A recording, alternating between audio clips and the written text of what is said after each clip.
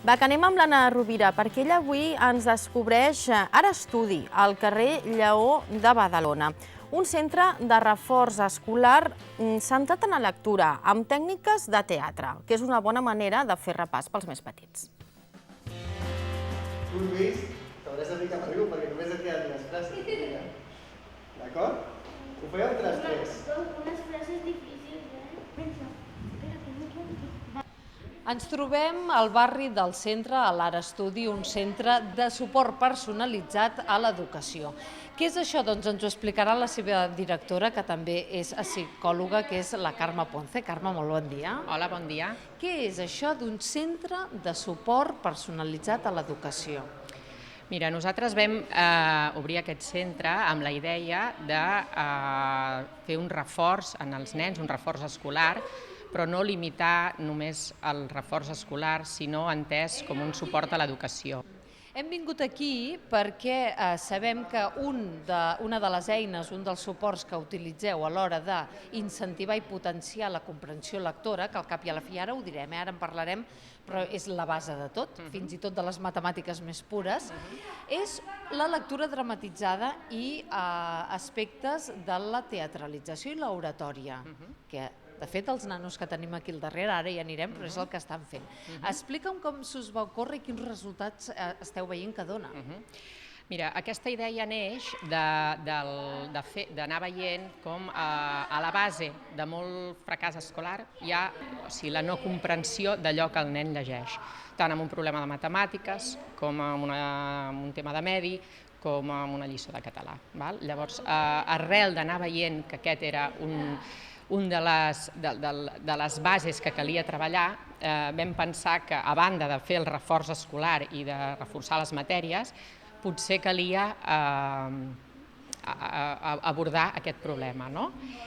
I la manera de fer-ho vam pensar que no havia de ser una manera típica de sentar els nens davant d'un text i posar-nos a treballar el text, que potser això ja és més el que es fa a l'escola o el que al nen li demanen que faci a l'escola. Llavors, amb la col·laboració del Nico i amb tot el que el Nico ha estudiat, ens vam plantejar de fer-ho seguint el que serien totes les novetats que ara estan sortint més amb neuroeducació, que és el funcionament cerebral, i veient com funciona el cervell, i a partir d'aquí entenent que no podem aprendre allò que no ens emociona, que no podem aprendre allò que no ens desperta alguna mena d'interès. L'aprenentatge de la lectura hauria de formar part també de fer-ho d'aquesta manera.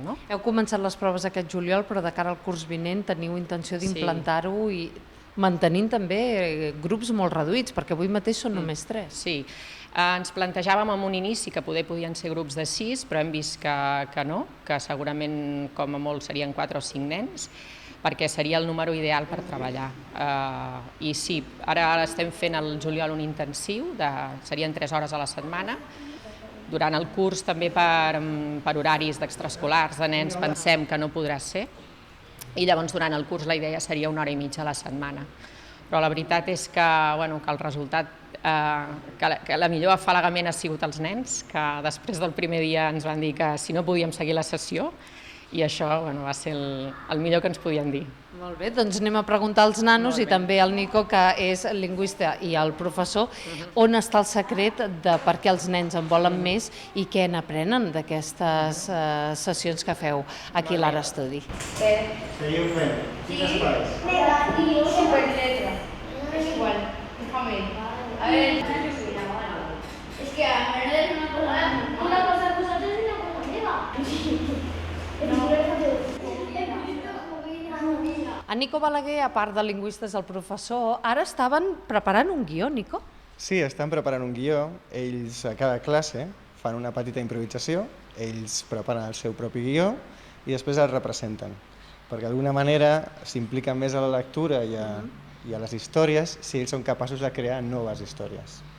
Llavors, aquesta proposta la reben molt bé i sempre ho fan amb molt d'entusiasme i els agrada molt, i ara mateix estan fent una història una mica surrealista, però als nens els agrada molt imaginar, així que és una cosa molt positiva, jo crec. De fet, em deies, Nico, que això és el que habitualment ells ja fan de per si quan juguen. Sí, de fet, els nens sempre estan creant històries.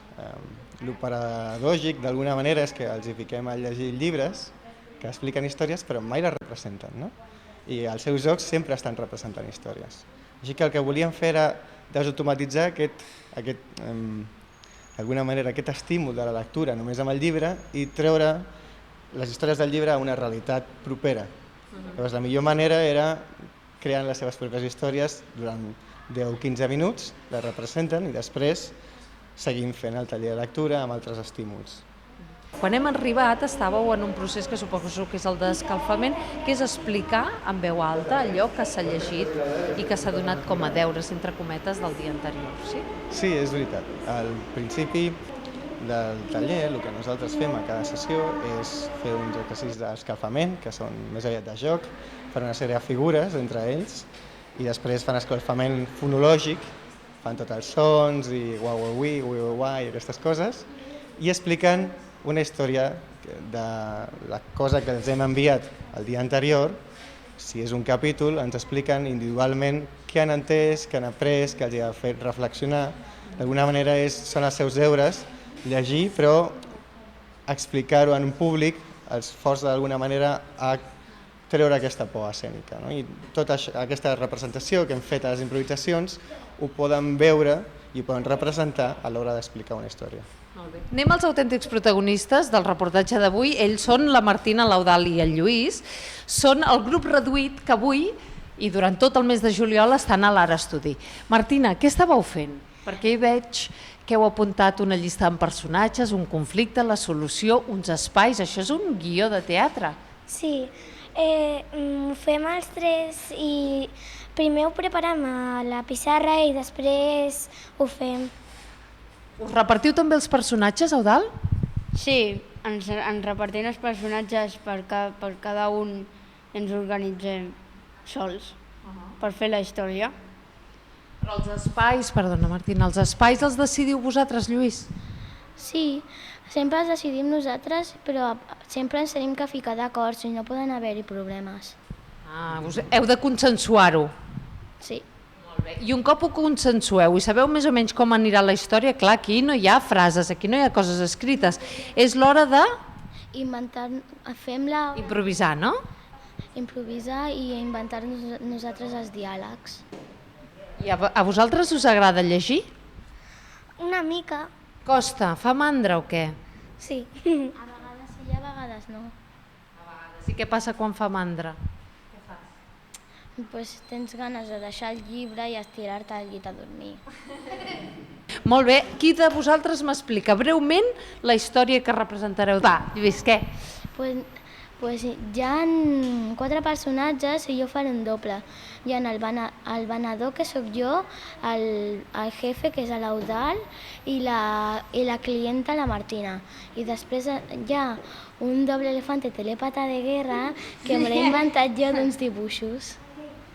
No? I és el conflicte que una clienta entra a una botiga i demana al venedor que vol comprar una cosa i després, quan la troba i vol comprar-la, el venedor li ofereix el doble elefante telèpata de guerra i es fica tan nerviosa que el jefe surt de la porta i li diu: senyora, tranquil·litzi o tindrà que sortir de la tenda.